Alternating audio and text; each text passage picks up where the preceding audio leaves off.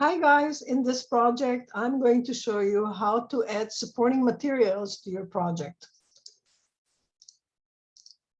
So to add supporting materials, you need to go to the project dashboard, and to access the project dashboard, you need to click on the three lines here and go down there to where it says supporting materials.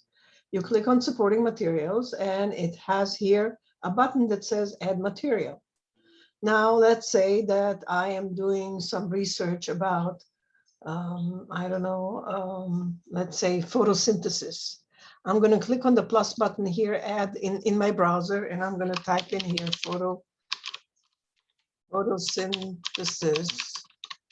And I'm going to select here an article that I think that is good, one from the National Geographic is probably a good one. I'm going to click on it. And then I'm going to just, review it, decide that it's probably has good information. I'm going to copy the URL of this article on the top. And I'm going to go back to Project Pulse. And in here, I'm going to go to add material. And I'm going to, where it says insert URL, I'm going to paste that URL and click on go. And as you do that, you will discover that it was added here as a supporting material. It shows a little link icon, and it also has the name that has a link to the site. So when you do that, when you click on it, it opens up that resource for you in a new tab. So that's how you actually add supporting materials.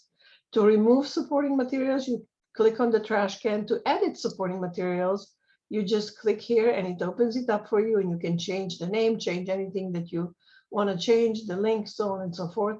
So this can be done. As I said, to delete, just click on the delete button and it deletes that supporting material. So that's how you add supporting materials, and you can add as many as you wish. Types of supporting materials that you can add are, you can add, as I said, websites, PDFs, YouTube files, MP3 files, any G Suite file, and any Office 365 file. All these can be added as supporting materials. Thank you, and I'm going to see you in the next video.